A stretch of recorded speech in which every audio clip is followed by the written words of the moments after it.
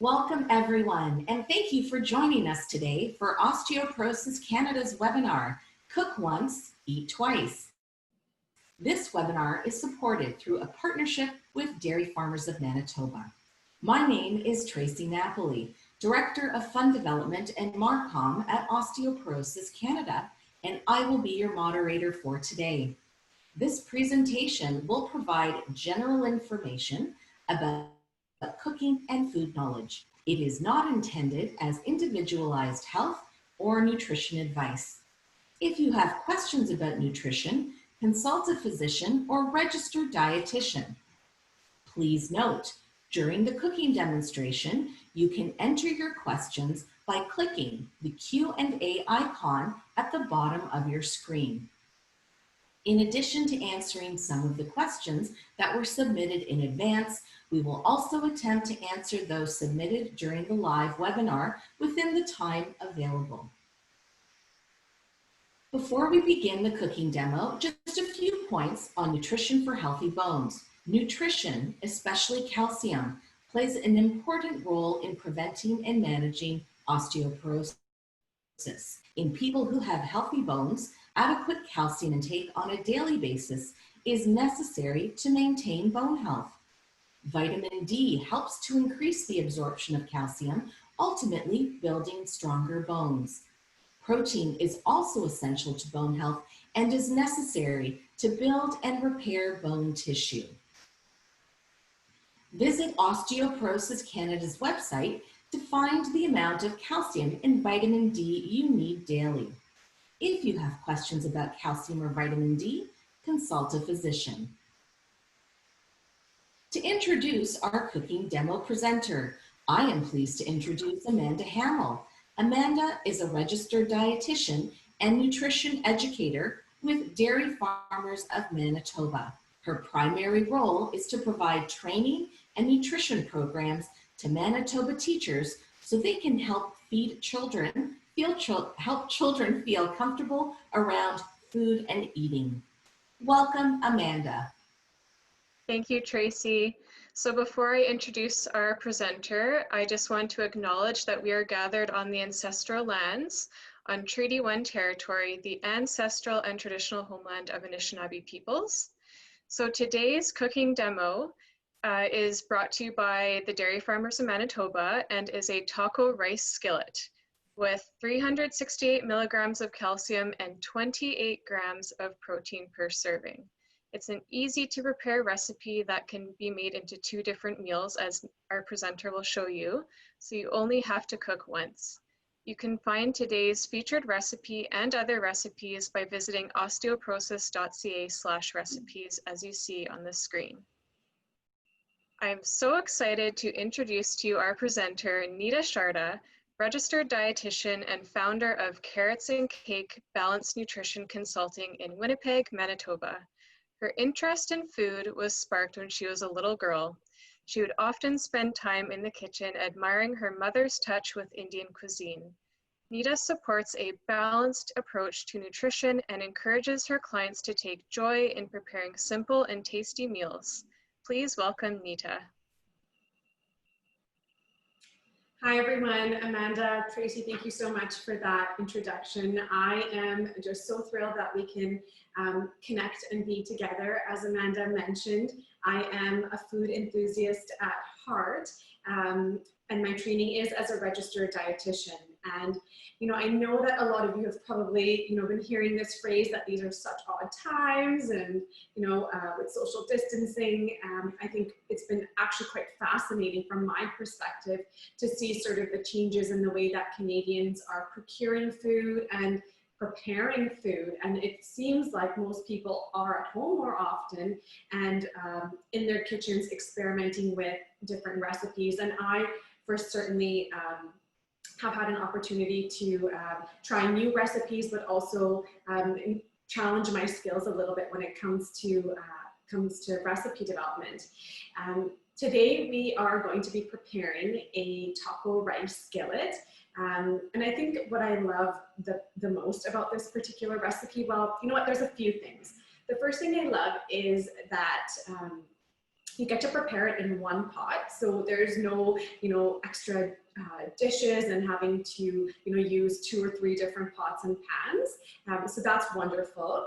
The other thing that I really like about this recipe is that it's extremely flexible. So there's a ton of ingredients that you could swap in and out for. And as we're preparing it, I'll definitely leave you with a few tips or suggestions so that you can go ahead and do that on your own. And with that being said, periodically I am going to be checking my phone. If you have any questions, you can feel free to submit them in the chat box, and I'll be checking in with my phone and answering those questions as well. So we're going to go ahead and get started. And before I even turn on my pot and get the heat kind of going, one trick that I want you to sort of keep in mind is if you have a recipe that calls for garlic, what you want to do is crush that garlic or mince it right away and let it sit for about 10 minutes. The reason why you want to do that is because there's a really powerful antioxidant in here called allicin, and allicin is activated once you expose it to a little bit of oxygen or fresh air. So you want to kind of crush your garlic, set it aside. So what I'm going to do is actually just use a big knife, and I've got 2 cloves of garlic. If you want to use more, you can definitely use more. We like a lot of flavor in our home. And I'm just going to set that aside. Now, earlier I did have a chance to mince my garlic, so I've got that over here.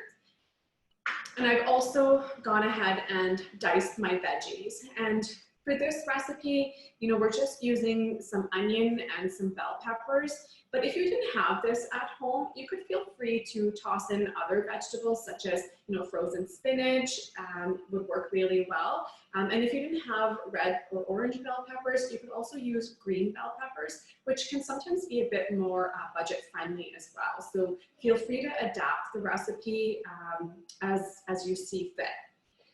My pot is behind me, so what I'm going to do is I'm going to go ahead and turn it on, and once I've got all the ingredients in here, I'm going to bring it close to the camera so that way you can see what's kind of going into it and what it's supposed to sort of look like. Now, when I initially made the recipe, I used too small of a skillet or a pan, so I'd say if you've got a pot that's about this size, that's kind of what you want to go for. Something nice and wide with some surface area, because once you add in the broth and the milk and the tomatoes, it's gonna require quite a bit of volume. So you're gonna want a big pot sort of like this. So I'm gonna go ahead and turn this on. I'm gonna let that heat up a bit. And I've got my beef here. This is actually my choice of protein that I'm going to be using. So I'm going to go ahead and slip that into the pot. And we're just going to brown that lightly.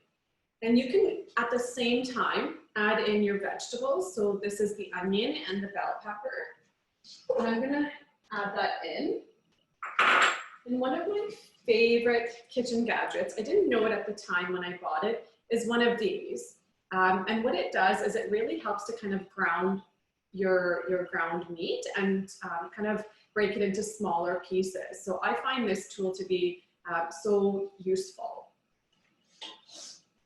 Now, we are using beef today. That's what the recipe calls for. But you know what, if you don't consume beef, or if it's not a meat that you often have at home, then that's fine. You could also use chicken as well, and I'm going to show you a little bit later on, but yesterday I prepared the recipe and I tested it with ground chicken, and it actually worked really, really well. If you wanted to swap out the meat for some more plant-based proteins, you can also do that. A real great tip that I have is a recipe calls for ground meat and you're a fan of tofu, you could use tofu. And in particular, I love tofu because not only is it a great source of protein, but depending on how it's been packaged, it's also a great source of calcium. So when I look at the ingredient list on this particular tofu, I see here it says calcium sulfate. So that tells me that it actually is going to offer me some calcium as well, which is so important for your bone building nutrients. If you wanted to, you could also use ground round, which is another fabulous option. It's usually a soy-based meat substitute, and that would work really well in a recipe like this. Or what you can do is, instead of using a substitute like that or meat, then what you could do is add in an additional can of beans or lentils, and that'll really help ensure that you've got adequate protein, which is so important for your muscles, but also for your bone health. So I'm going to go back to the pot and break this up a little bit.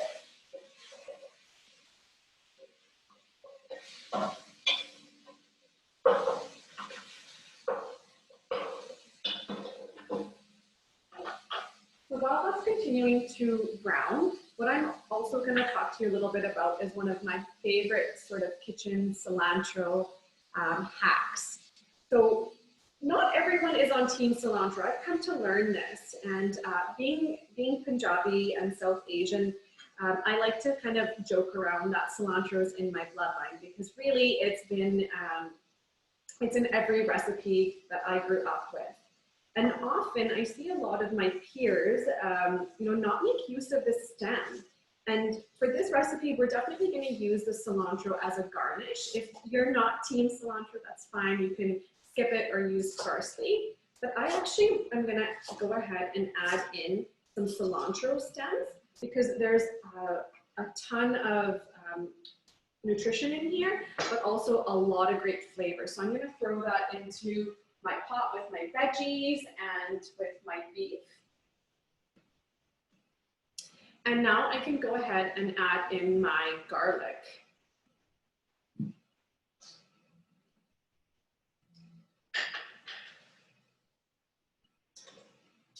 I'm gonna continue to let this cook before adding in some additional ingredients.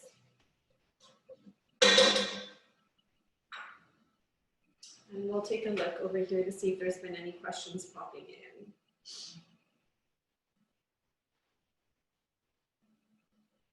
Okay, so this recipe does call for 1 cup of milk and some broth. That's over here. And one of the questions that came in is, can I use a milk substitute? So absolutely you can. I haven't tested it per se, but you could use any alternative milk beverage that you may have at home, whether it's oat milk, soy milk, or even almond milk. Now, if you don't have fresh milk at home, but you're not, opposed to using dairy, then you could also use some canned evaporated milk. It's going to give it a bit of a sweeter taste, so just keep that in mind, but you could absolutely use this instead. Another one of the questions that sort of is on the same topic was, how can I make this lactose free? So lactose is one of the sugars that's found in dairy, and we're really fortunate now. There are a ton of lactose free products that are on the market, and they're labeled as being lactose free. So that's the first step, is you can definitely keep an eye out for lactose free milk, which, certainly in our grocery stores here in Winnipeg is very readily available now. I usually see it in 1 or 2 liter Tetra packs. Otherwise, when it comes to cheese, the majority of your hard cheese, like marble or cheddar, and even feta, for example, they tend to be fairly low lactose. So a lot of people who, traditionally don't tolerate cottage cheese or ricotta cheese, which is a softer cheese, they can often tolerate something that's a hard cheese. And the reason why is because when we think about cheese, it's predominantly fat and a little bit of protein, right? And so there's not a whole lot of the carbohydrate, the lactose that's actually in it. So a lot of hard cheeses are naturally very lactose free. Okay, so the next part of the recipe, after some of this has browned, is to go ahead and add in your corn. So I'm choosing to just use canned corn. You can use frozen corn in this if you wanted to. I happen to have this on hand, so that's what I'm gonna go ahead and use. But corn season, fresh corn season is also right around the corner.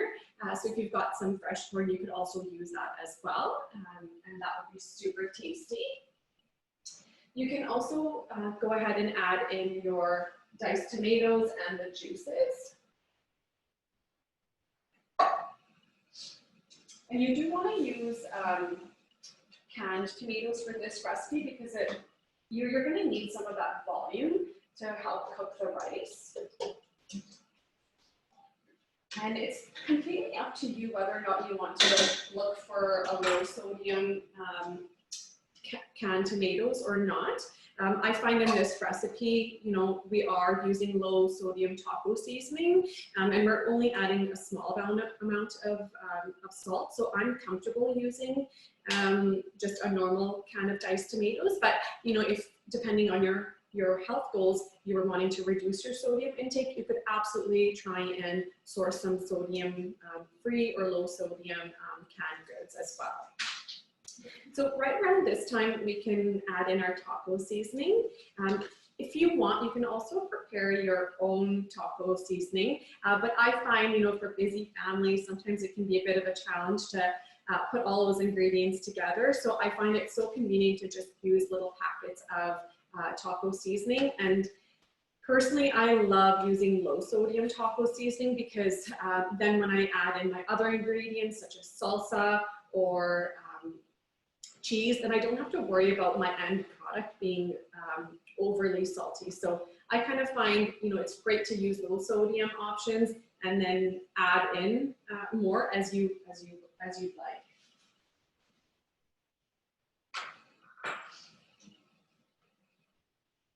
Okay, so that's already smelling so great. I'm gonna put in my salt. We just need about a pinch of salt in this recipe. So I'm gonna go ahead and add that in and let that kind of do its thing.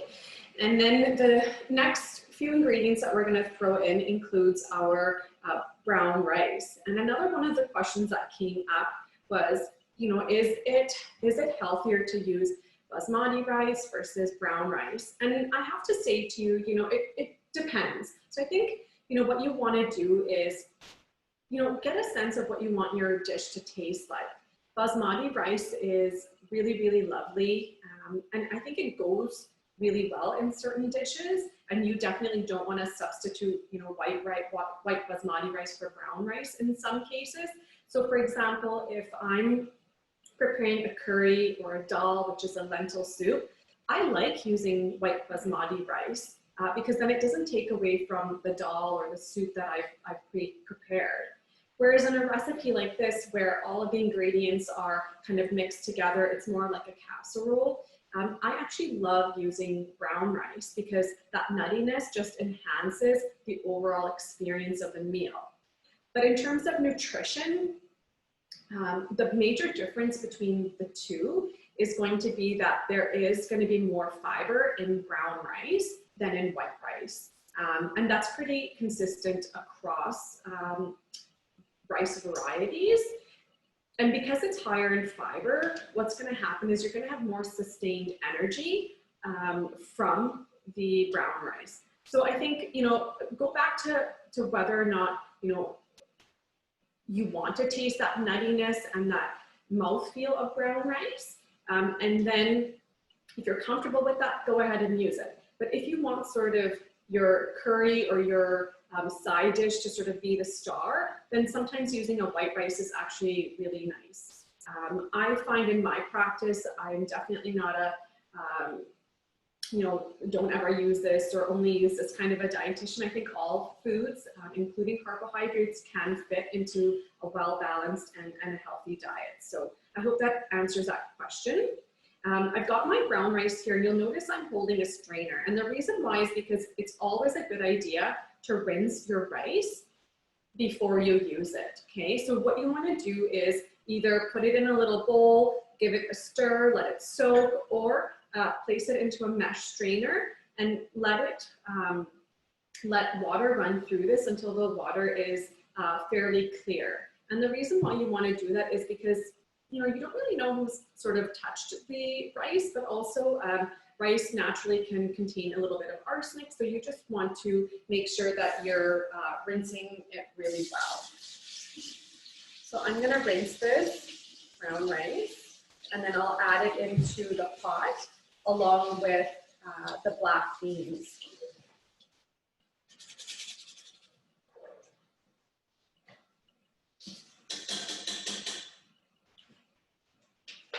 Got my black beans here. They've already been rinsed. And like I mentioned earlier, if you really didn't want to use meat in your recipe, what you could do is use 2 kinds of beans. So I actually pulled out an example here. This is just a 6-bean blend, and you could throw that in. Another great bean that I think would be fabulous in this recipe is a pinto bean, because it's actually got a bit of a different texture than a black bean. I'm going to go ahead now and add in my milk and my broth. A real great hack is, you know, instead of dirtying up 2 different measuring cups, you can actually sometimes measure all of your liquid ingredients in at once. So I've got my broth in here, and I've also got my milk.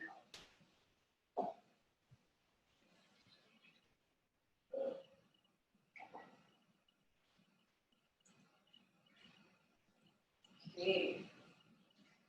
So this is pretty much, you know, all come together now. I'm going to bring it pretty close to the screen so you can take a look at, you know, what it's supposed to look like.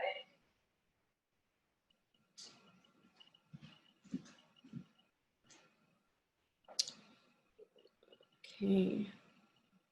So you can kind of see here, you've got all of your ingredients. It is going to look fairly soupy, but don't worry about that. What's going to happen is you're going to bring it to a little bit of a simmer and then cover it, and then it's going to actually cook all of the rice, and it's going to actually not be so liquidy. It's going to actually dry up really, really nicely, and it's going to be wonderful. So I'm going to let that kind of come to a bit of a simmer, turn the heat up, and then we'll cover it. I'm going to go ahead and see if any more questions have come in. Okay, so what is the best way to get an optimal supply of calcium from a vegan diet? This is a great question, and one that comes up quite a bit even in practice. There's a lot of places where you can get calcium. And I think what you want to do too is look at how you're eating, not just over the course of one meal, but over the course of a day or even a week to really assess how you're doing with your calcium. Some great plant-based sources of calcium include tahini, which actually is sesame paste. You can throw tahini into different dressings. I love to bake with it as well. And I also love putting it into some of my smoothie recipes. And you can usually find tahini in the international or the ethnic aisle. And I find for the most part, it's fairly easy to find. And in terms of the consistency, it is a little bit more runny, a little bit more liquidy than I'd say peanut butter or almond butter. And it's got a really interesting flavor profile, but that's a great option. Other places where you can get calcium would be certain leafy vegetables that are green. So think about turnip greens. I've actually never had an opportunity to cook with them, but turnip greens are just a superstar when it comes to calcium. Collard greens will also give you some calcium as well.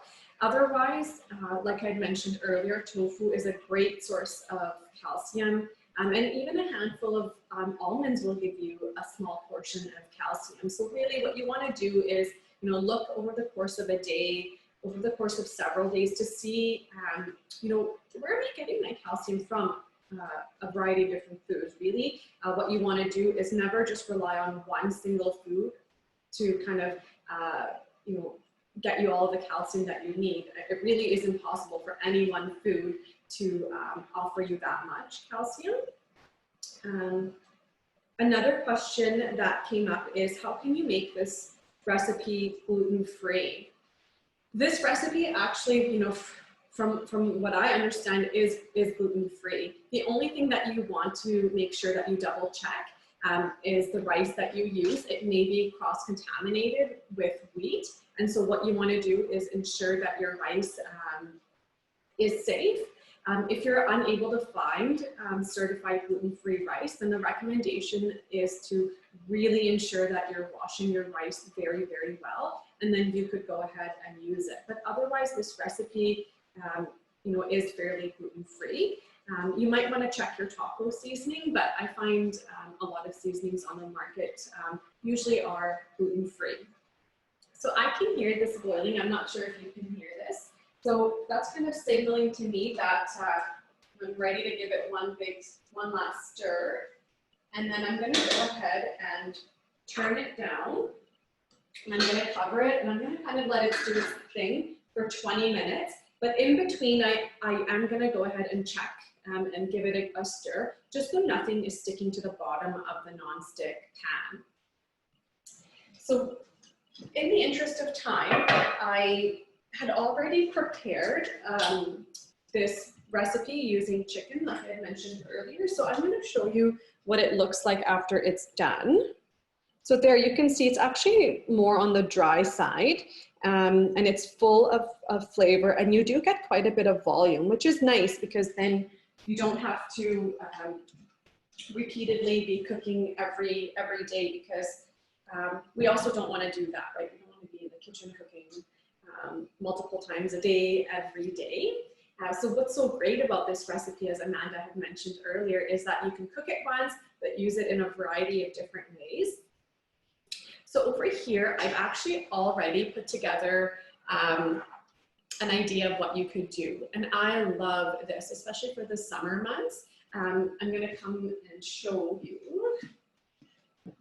What I've done is I've gone ahead and added in the rice skillet right there with the beef. And all of the corn and the beans, as you can see. And then there's some leafy greens here. I just used some garden fresh romaine. And then I've got a lime wedge over here and some tomatoes that I've added. And you can probably also see I've got a little bit of cilantro and green onion. And so that's a really great light way to enjoy this meal. You could top it with some additional salsa if you wanted to, or even some sour cream and cheese for some additional protein and calcium.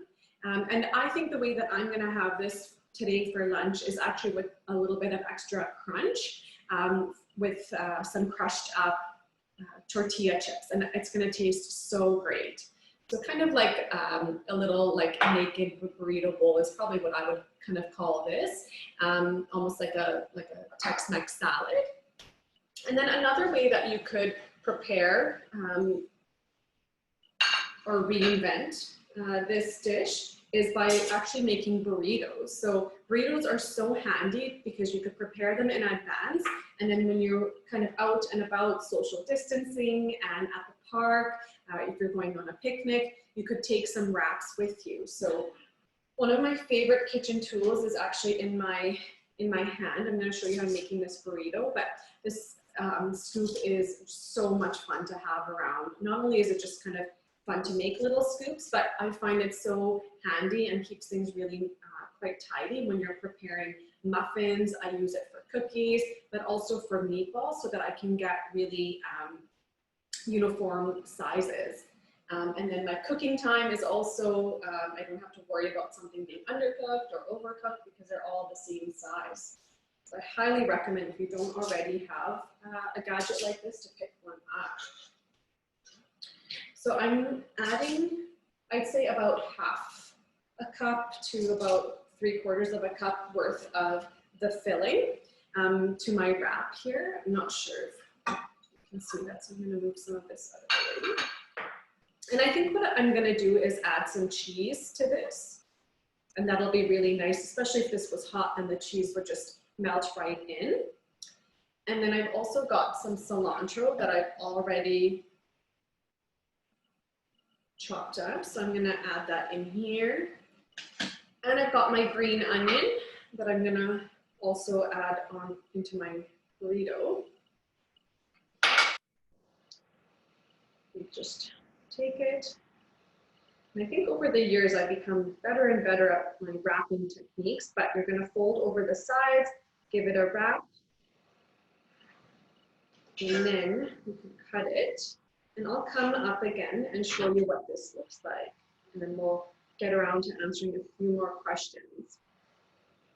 So for the sake of today's demo, I'm actually just using a white tortilla, and I did this intentionally because I thought that this recipe actually had quite a bit of fiber in it. And so I was really feeling comfortable using white tortilla. I actually also just love the taste of white tortilla, but you could use anything that you would like. There are also options for using a corn tortilla. I just find that the corn tortillas are typically smaller in size. So you would get a wrap that's a little bit smaller, but this would just work the same. And you would get more of a gritty texture from the corn. So you may actually really like that. Okay, I'm gonna check the phone again to see if there's any more questions. Is this a recipe that you can prepare and freeze for later use? I haven't actually had an opportunity to freeze this recipe. I don't see why you can't freeze it. You might lose a little bit of texture in terms of the quality and the mouthfeel that you're going for. Sometimes I find when you freeze and then defrost rice, it can change the texture a bit. But you could probably add in some sour cream or some salsa to kind of re-moisten everything. I haven't tried it, but I don't see why you couldn't freeze this recipe.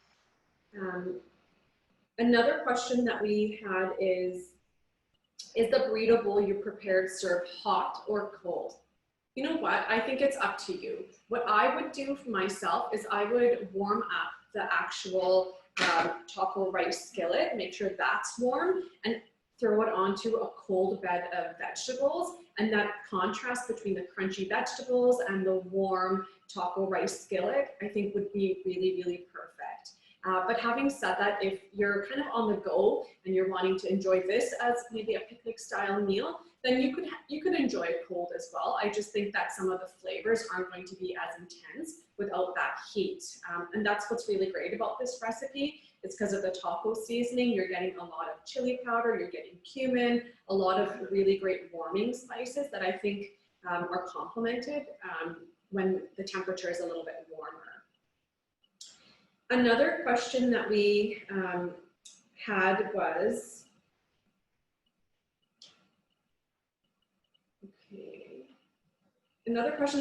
was, do all beans have the same amount of calcium and protein? So no, they don't all have the same amount of calcium. I think it really varies from bean to bean and seed to seed for that matter.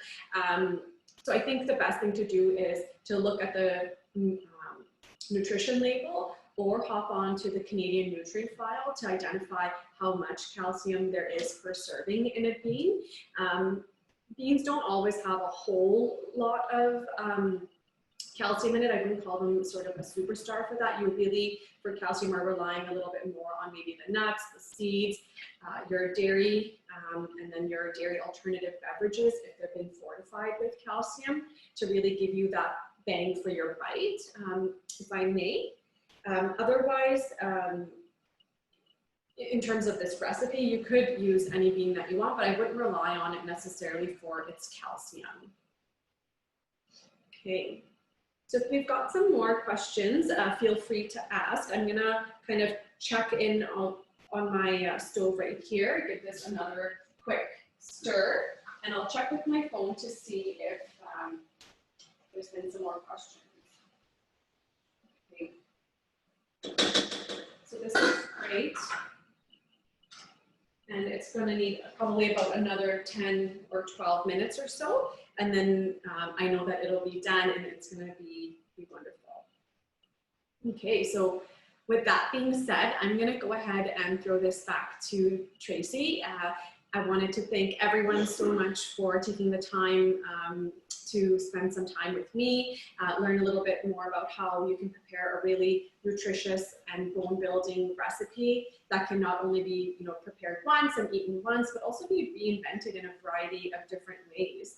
And, you know, on an even more personal note, this is really special for me because my kitchen really is the heartbeat of my home. We have a lot of memories that we create in our home, a lot of joy and a lot of laughter, and a lot of yums happen in this area. So I'm so glad that I got an opportunity to share this space with you, and I'm wishing everyone a lot of safety and good nutrition. So thank you so much again to Osteoporosis Canada for having me, and I'll throw it back to Tracie.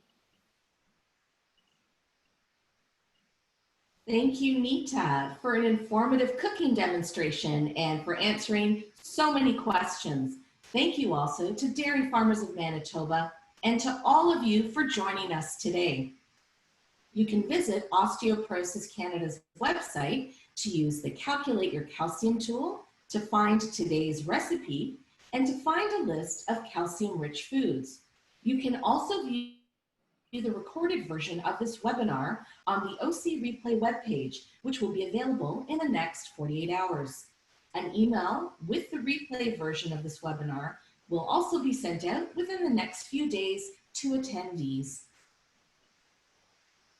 Until next time, thank you, and continue to stay connected and stay informed.